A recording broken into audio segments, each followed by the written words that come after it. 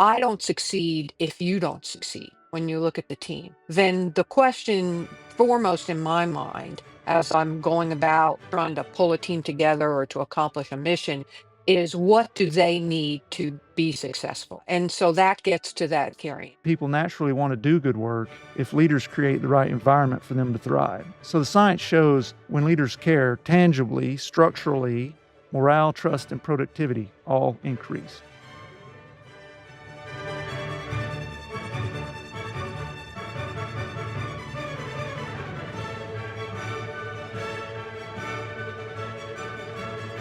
Welcome to Science of Leadership, where we explore what makes great leaders great, not just in theory, but in practice.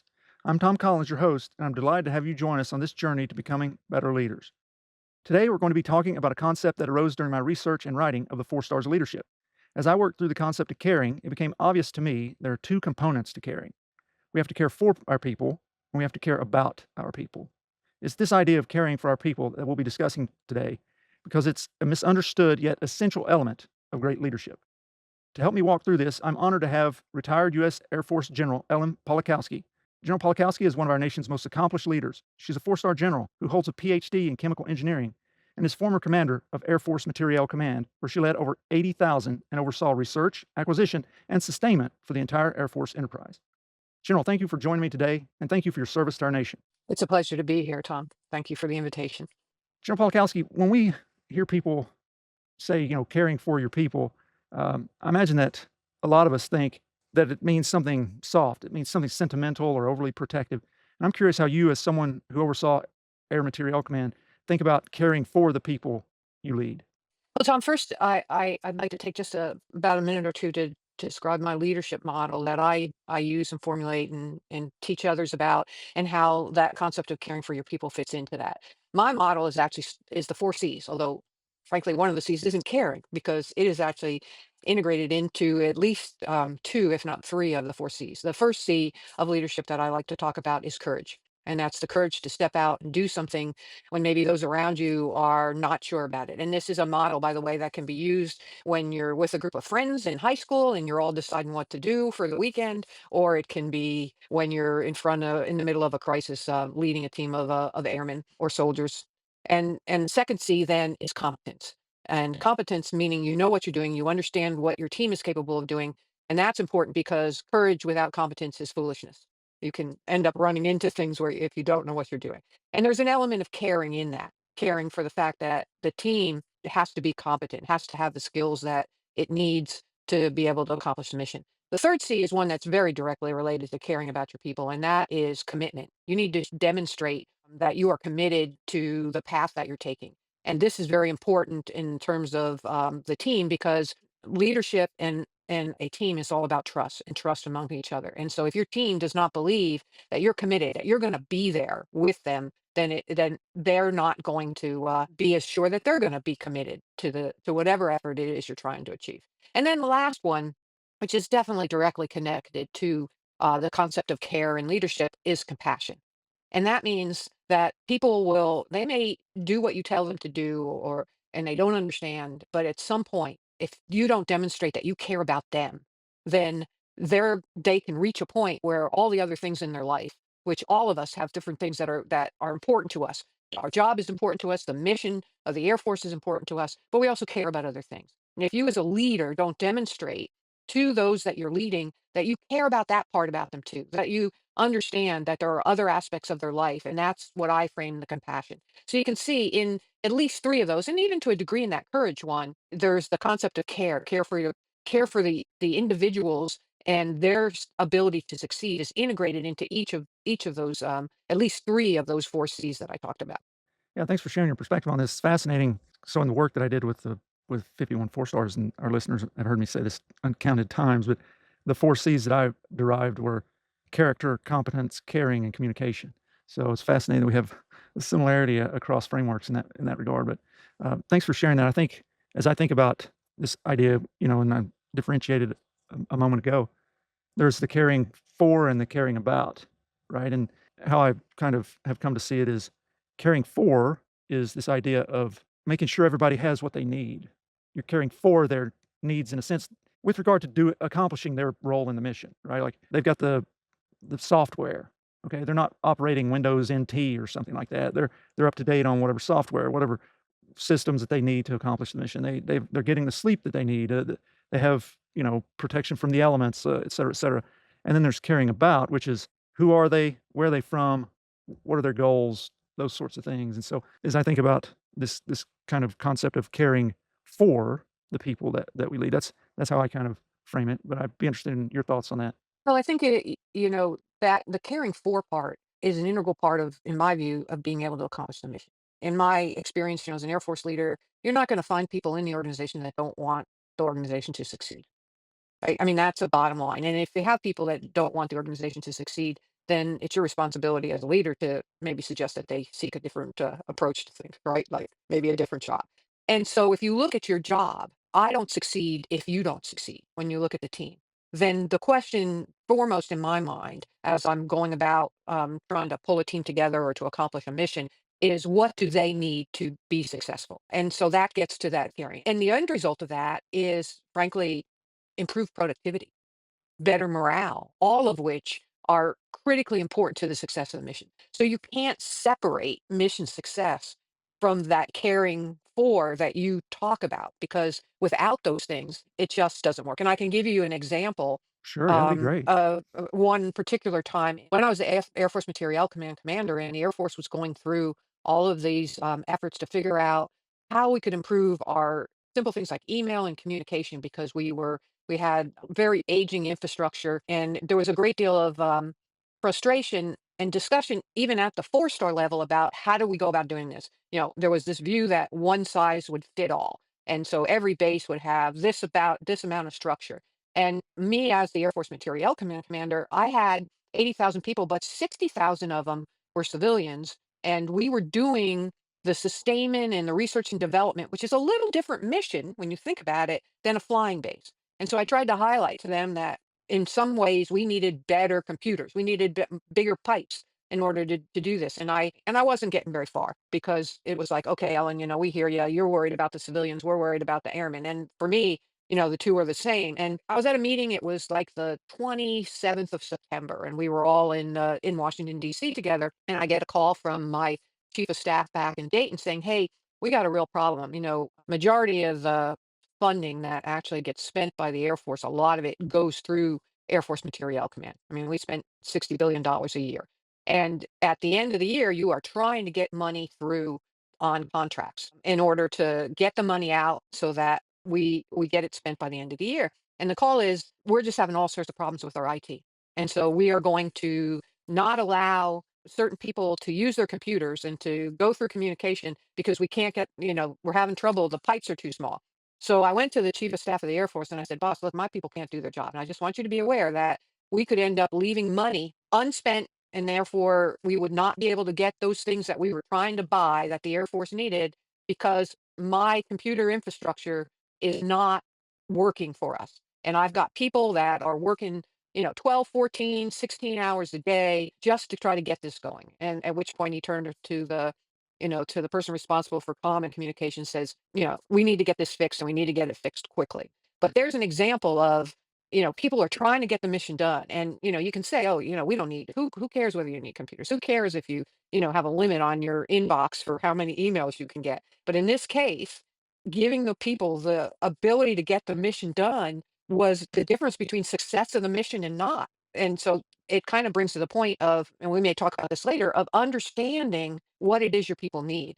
It isn't always obvious until, and you don't want to learn about what they need in a crisis situation, which is where we were then, right? We only had 3 more days to spend this money, to get this money out, and the pipes were too small to get Yeah. the data through. Yeah, that's a great story, and it really brings this idea to life. It also highlights a number of really valuable leadership principles: knowing your people, having the competence to understand what is needed to get the job done. Also, I think that it really hits on the idea that caring for people, caring for the people that we're leading, is really about being, can we say, the chief obstacle remover? I mean, the Hmm. job is to actually, whether it's they're not trained well, okay, how do I get them trained? They don't have the equipment that they need. How do we get them the equipment? Whatever the obstacle is that prevents them from achieving their component in the mission. I think If my people are fighting against the system instead of focusing on their job or the mission overall, then I'm not doing my job as a leader. Yeah, no, that's absolutely right. And the communication part, which was one of your C's, is integral to this. And communication is a two-way street. You have to listen and you have to be able to communicate. Often talk about commander's intent in the military and on the industry side. Now that I'm working on corporate boards, it's the tone from the top, right? And understanding. But by the same token, you've got to be able to listen. You've got to be able to understand where people are and what are the real stumbling blocks. Because you may not think about it, you may not realize, which gets back to my competency. Competence is not you being the expert at everything. Competence is about you relying and understanding where the knowledge and the expertise is in your team to get it done and to listen. Very important skill. Absolutely. So many people in society would be in better shape if we listened more than we speak. Let me pause here for a second and remind our listeners that my book, The Four Stars of Leadership, is now available on Amazon, Barnes& and Noble, and essentially all online outlets. It's getting rave reviews, and I'm certain you will find it not only informative, but also inspiring. So I hope you'll order your copy today. Now let's get back to this interesting conversation. Now that we've solidified what it looks like to care for the people we're leading, and we've hit on this a little bit, but just to kind of explore a little bit more, why is this idea so important for great leadership? Well, I think it's important for great leadership because in my mind, when you're talking about leadership, it's all about creating the environment and the conditions that allows the team to succeed. As I always would say, I don't succeed if you don't succeed. And as a leader, your focus is not about you.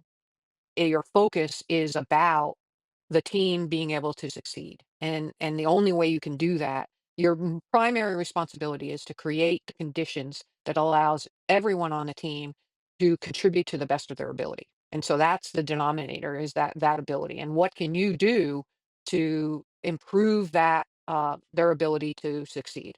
Exactly. I think if and the thing that I think that gets into what you're just saying, that gets to this whole point of caring for and you hit on everybody on your team. Hmm. If if we're not caring for all those people, then there are certain people who are gonna be less capable. I was gonna say weaker, but less capable in whatever domain it is, and that represents a threat, a weakness to your whole team. You're only as they say, chain's only as strong as its weakest link, and so as a leader, we're looking at those links and making sure that they're all as strong as they can be, and that's caring for, I think, those people, those links, as it were. Yeah, absolutely. Absolutely. Well, I can imagine in a world that's continuously accelerating, is filled with volatility and uncertainty, there are probably people out there who would say, I don't really have time to worry about rest or computer systems or all this sort of stuff. We have missions to complete or, goals to reach or sales to hit or whatever it may be. How would you respond to those people? Well, I think it comes down to this, the mission isn't going to get accomplished if the people don't have the tools to get it done. And often, I appreciated listening to this flow about fix my computer on the Air Force. I was on LinkedIn, a whole bunch of social media where people were frustrated about it. And I used to always tell people, hey, well, the example I just gave you about the end of the year, but we'll commit to spending billions of dollars on the F-35, but not a couple $1,000s to give the contracting officer that's trying to put the contract in place, a computer that doesn't keep crashing and can't upload the latest software. So you have to appreciate as a leader, part of that competence is an understanding of how the individual pieces contribute to the whole. One of those small pieces could be that Achilles heel that for lack of this one thing that this individual can't do, the mission fails and you want to eliminate as many as just really taking this as a mission perspective, your objective is to eliminate all single point failures. You want everyone to be able to achieve and accomplish. And I think, example of this that I think about was I was had the opportunity to work in the watch business back when I was out at Los Angeles. And the space launch business is one of the most risk averse businesses that are around because you put up that time, we were launching $1 billion satellites, and the most dangerous time in a satellite's life is when it's on the launch vehicle. And so there is a great deal of effort going in to making sure that everything is perfect. But at one point, we had a launch where we were unable to clear the launch because there was a laptop that had not been updated, and it failed to, they weren't able to do the last check to say, yes, this particular subsystem is ready to go. And we had to cancel the launch for that day. And the cost, just purely the cost associated with that. In the launch business, there's other examples too of where, this is not so much about the caring for people, but it's a point about how important the little things are. The last Millstar satellite we were supposed to launch in 1999, someone had mistakenly put in metrics units instead of English units, and the satellite launched into a radiation belt and never got to orbit. And it took us 7 years to build a new satellite to replace that one. Now, if you think about it, I would like to make sure that I enable the engineers that are doing that to not make that mistake, right? And think about what could I easily do to ensure that that mistake doesn't happen again, right? And everybody is focused on succeeding. Nobody wants that launch to fail, right? And so it's not for a lack of attention to details. I mean, it may have been the stress of the minute. It's hard to tell, but when you're talking about success of a launch, everybody's focused on, okay, is the rocket ready? Is this piece of hardware ready? Is that working? Well, do we have the right tools for the engineers that are helping to make the decisions? I mean, it's got to be part of it. There's so much that goes into that, right? Like, I'm just thinking about Challenger and the O-rings and the Hmm. communication, just, like, listening to the people who know, also in that, and the idea that with regard to the Millstar satellite, that's not the first time that that's happened. It's happened since then where there was an issue with the unit of measure and that it ended up way off trajectory and, billion plus who knows how much that cost for that one little mistake. One thing I think is funny as we're talking about these issues with software and all that, for the listeners, we actually got started with the podcast just a little late because we both had to update our computers, so it's rather kind of ironic that now we're talking about this and we were having our own problems. Yes, But the anyway. success of your podcast is dependent on Right, the two of exactly. us being IT experts, which we may not necessarily be, right? Yes, yes, I claim no expertise to that end. So, one thing, getting back to this idea of caring for people, one thing that I've seen in multiple professional spheres is a lack of recognition, especially by those at the top of organizations, that mission success depends on people, and people can't perform well when they're under-resourced, overworked, or ignored. And I've seen units where leaders ignored small problems. Again, just getting to this idea of computers and updating and all that sort of stuff. And it has led, just like you've shared, with so many major, like, legitimate failures of the accomplishment of the organization, of the people, or so forth. But I've also seen where when leaders invest in the basics, the tools, as we talked about, rest, communication that we've hit on. The other thing is training. You know, we also have to think that our people need tools, but our people are also within the system a tools to accomplish the mission. And if they're not trained, then that's on us. But when we do all those things, when we hit all those small points, then performance just skyrockets. I'm curious how this sort of lands with you, but that caring for our people is preventative maintenance for the human system. Yeah, yeah, it is important, and an aspect that we haven't talked about yet, which is really captured in my last C, the compassion C. We're all humans, and we go to work every day. We all want, as I said, we want to succeed. We want to do that. But if there's things going on in our life that are distractions to accomplishing the mission, but they're important to us. I'll give you an example. When I had a situation when I was a young captain where my childcare arrangement wasn't working out. My daughter had an allergy to milk, and she was in a childcare organization, and they were unsuccessful at times of preventing, because she was a toddler, and she would get she'd get somebody else's milk or it would spill. Well, when I'm sitting in the office trying to accomplish my job, I am distracted by this because I'm as much a mother as I am an airman, and frankly, a father for my husband and for others. And so when you talk about that optimum performance, a key part of it is not just the tools, not just the training, but it's an understanding that there are other things that go on in people's lives, and it's as equal part of it. So when you go about looking at okay, what's our plan to go forward, you have got to consider to give them, it's not just rest, but it's time to deal with those things. And thinking about that before you're in a crunch is an important part of about being a leader. So when you get to that point where everybody's got to go all in, you have demonstrated to your people You understand that there are other things going on in their life, and that's not being soft, that's being realistic, that I am not gonna get optimum performance from you if you're sitting there worried about whether your kid is crawling through milk and you're gonna get a call to have to take her to the hospital because she's, broken out into hives, right? I mean, Right. it's just fundamentally part of it. Or, if you've got somebody who, has some elder adults, which for many of us in our generation is, one of those things that you have to think about. So part of it is, communicating a trust to your people, that you understand that they are a whole person, and that there are times when they need to trust that if they come to you and say, "Hey, I've got to go work through this," and you have the ability in your team to say, "Okay, go," we'll see you tomorrow, whatever. And understanding, because that person, when they're able to fix that, to address that, when they come back, they're going to give you 120%, 130%, because they understand that you care about not just the mission, but that you care about them. So it's not just about those things that directly affect the mission. It's those second order things, if you will, that allow people to come to work and to do their job with their attention being where it needs to be at that time and not somewhere else. Because that's when those mistakes, like putting the wrong units in, come in, is when people are not focused on what it is they need to do. And that's just equally important as all these other things, Tom. It's just critically important. Absolutely. I agree completely with that. I think it's to some degree, it's being just, I think, good humans.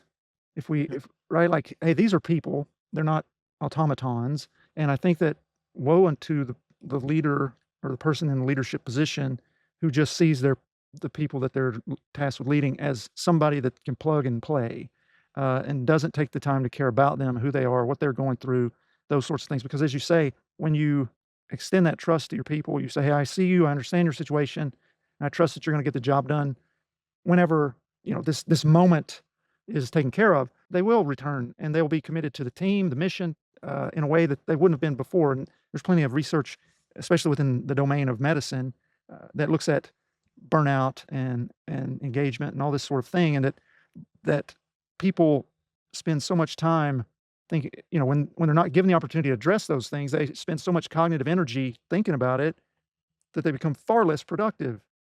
So Hmm. that even though somebody who's out there just wanting to count beans, I say they're here, they're supposed to be, generating whatever per hour, they're not getting that productivity because a lot of their cognitive energy is somewhere else. So if they had time to actually go and address that, just as you say, they'd come back so much more productive. Yeah, and I think a key part of that too, Tom, that gets into the caring for people is, to do the best you can to, manage the intensity. When you're going through and you're trying to solve a problem, the business that I'm in, where we're trying to develop a new technology, something that's never been done before. And of course, you've got a schedule, and it's the first challenge you have as a leader is that you can't time invention. So, but your leadership wants to know, when are you going to be done? And so, you're running behind, and there's a series of milestones you're trying to get, and you get the team focused on, okay, we've got to get this done. You know that not only do we have to get this done, but we have to get the next 7 steps after that. And so the team will run, and they will get to there, and the initial reaction in a mission-focused leadership perspective is, "Okay, let's turn and let's get our attention on this next one." And you think, "No time to waste, let's just keep going." And one of the things that I learned in my career, and this was I had my most challenging program was a program called the Airborne Laser, where we were putting a high energy laser on a 747 to shoot down Scud missiles. Literally, people talked about it as science fiction. And we were trying to get the laser to work, and we had all sorts of issues. We were, 3 months behind, 4 months behind, and then they finally broke through, and they were able to get this piece working, which they had spent like 6 months intensely. And okay, that piece is done. Now we got to do the next one. But I stopped and I said, okay, look. And we had a regular update. And I called the team lead up and I handed him a bottle of champagne. And I said, congratulations, you got this done. And then we got in and we all clapped for him. And he came up to me later and he goes, you don't know how much that meant to the team. Because obviously they were feeling the intensity, but just those little things that you can do as a leader to tell people that you care about the effort that they put in. So we lost a few hours, right? Because we celebrated with a bottle of champagne and other things, but then that ability to refresh and to reiterate to the team how important they are to the mission is just critical in leadership, and that's all about caring. That's all about caring. But what that adds to the mission is just absolutely essential. Yeah, absolutely. Well, let's take a quick science break here. I want to share that with with the listeners that research really supports exactly what we're talking about. In 2010, Kellaway and Barling published their study in the journal Work and Stress, and they show that leaders who demonstrate concern for employee well-being, which we hit on just a minute ago, significantly reduce burnout and absenteeism, which results in greater performance and accomplishment of organizational goals. There was a 2016 study in the Leadership Quarterly by Owens and Heckman that found humble servant-oriented leadership improves both employee engagement and team performance, fostering psychological safety.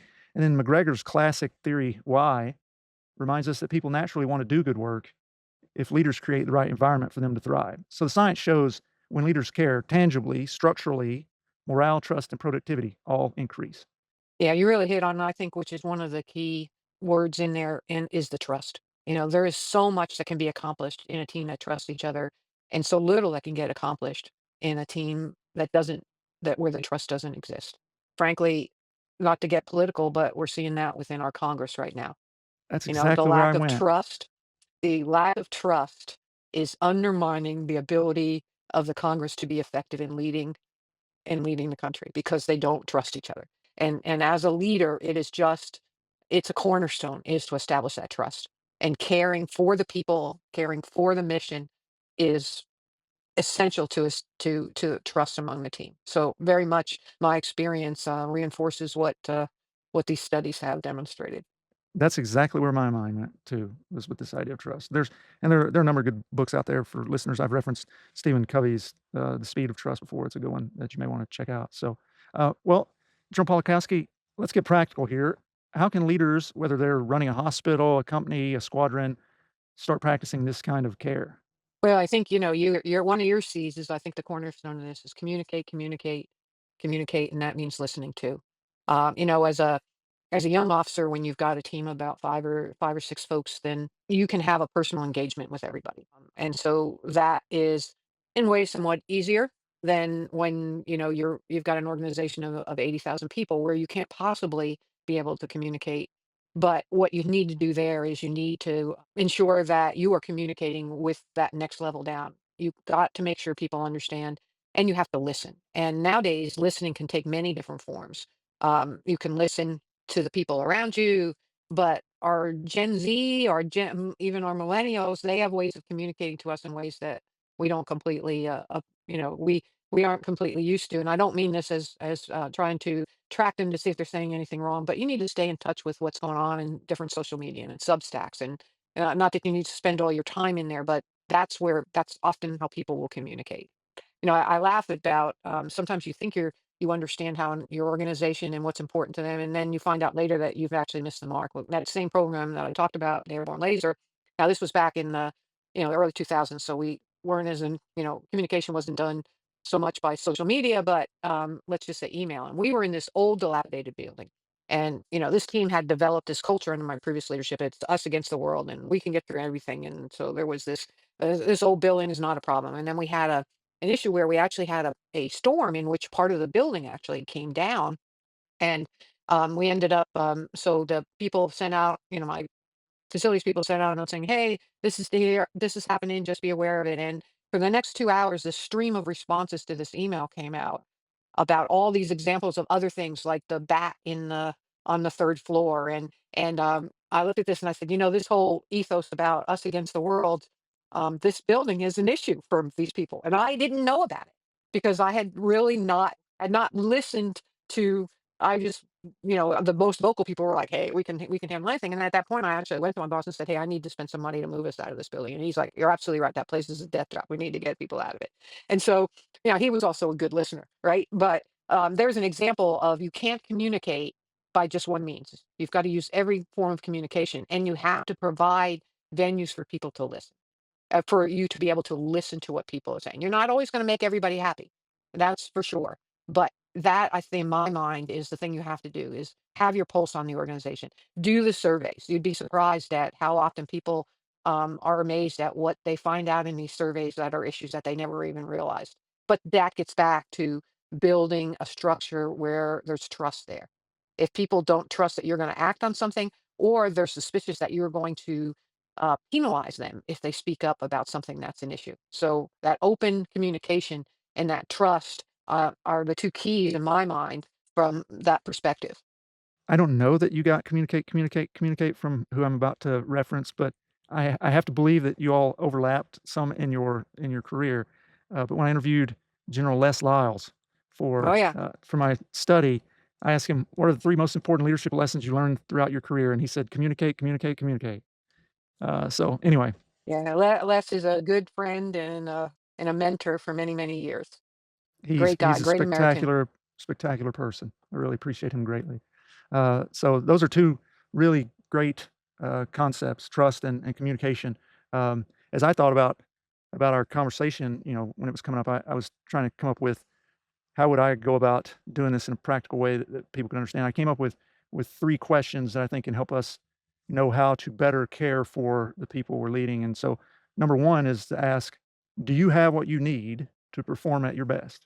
And then listen to the answer. Number 2 is, "What's getting in your way of performing at your best?"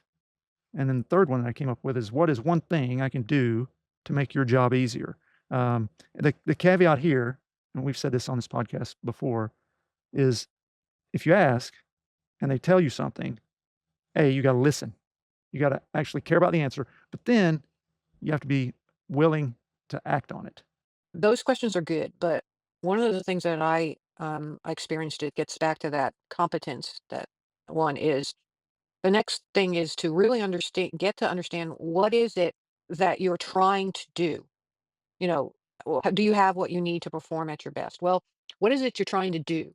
And because it may be that there's competence elsewhere in the team that can help them to do that job easier and more effectively, but they haven't had the opportunity to get exposed to it. So I'll give you a very specific example. Very sad start to this was, I know if you remember a few years ago, we had a former airman that had gone to create some very serious, several deaths in a church in Texas. And in the process of investigating this incident, they found that the airman had had a reportable violent crime, and the Air Force had failed to submit it into the national database, and he was then able to get a weapon when he should not have been able to get the weapon. And we discovered when we did this that we probably had maybe several more of these type of incidents. We didn't know. We had all paperwork for all of these convictions from around the Air Force, but we didn't. And so we had to go figure out how we were going to. We were tasked as well as the other services to go back and check to see if we missed anybody else. And so the security forces was part off center was part of Air Force Materiel Command. And so they came to me and they said, "Okay, here's our plan for doing this. We're going to take 10 of our senior NCOs in the Air Force and send them down there to sift through this paperwork in tranches of 6 weeks. And we're going to get this done in about a year and a half." It's the typical brute force way. We're going to take the tools we have, and the best tool we have is really smart NCOs who, can get through this quickly. And just a couple of hours before that, I'd gotten a presentation from what was our now called the Rapid Sustainment Office, which was trying to look at using tools to improve the speed and the cost of fixing airplanes. And they had showed me that they had contract with this company for what we would now call an AI tool to take unstructured data, meaning just data that was basically scans, PDF files, and go through it and be able to use that to look for trends in what was breaking on our airplanes. And all the data that we had was paper again, that from the maintenance one. So I listened to him and I said, "Okay, so what are you trying to do?" We're trying to figure out, we're trying to identify in all these pieces of paper whether we've missed this. And I said, "So it's a couple of key words that you're looking for, right?" He goes, "Yeah, that's what they're going to look for." And so I then said, "Okay, hold on." And I called up the lady that had come in and I said, "Look, you got any room on your contract? I mean, because I think I've got another." And we sent them down there, and it took about a week because they had to scan in all this paper, and then they had to train. Just as we talk Mhm. about AI, they had to train the tool, and we got through all the data in 2 weeks. And so there's an example. And first of all, they were skeptical about this. Oh, well, yeah, is this really going to work? And then as I got into it, and now that is a tool that they have to do other things. And so there's an example where by listening, and my job as a leader is to make those connections, to leverage the competence that I have somewhere else to do that. And that was all because I'm like, oh, yes, I wanted to get the job done, but to think that we were going to send these guys down there to sit there for, 8 to 10 hours a day just going through paper. Can't we do this in an easier way? and still leverage their expertise because they were part of training the tool, right? They had to Sure. be there to train the tool. So there's an example in my mind that I probably would add a fourth question on for there is what is it you're really trying to do? And do I potentially have expertise, competence elsewhere that can enable you to do that easier? Yeah, that's a great additional question. So we'll definitely tack that on there. Well, General, before we close out our conversation, I have one final question for you. If you could go back to your younger self and give that young airman one bit of leadership advice, what would it be? Well, for me, it goes back to my 4 Cs.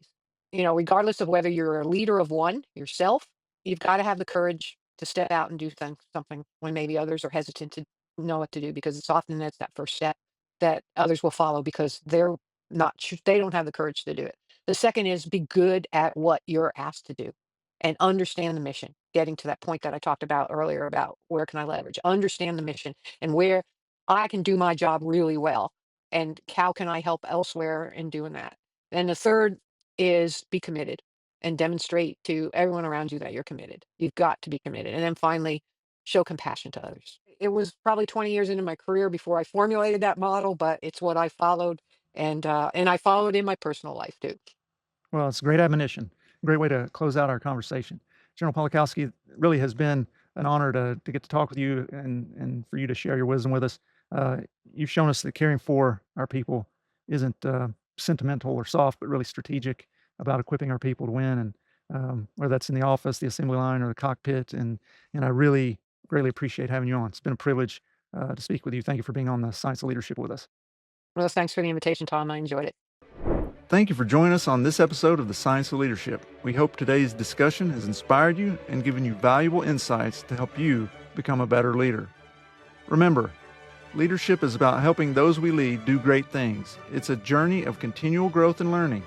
When we embrace that journey with curiosity, courage, and humility, we can confront challenges, overcome barriers, and foster environments where everyone can succeed.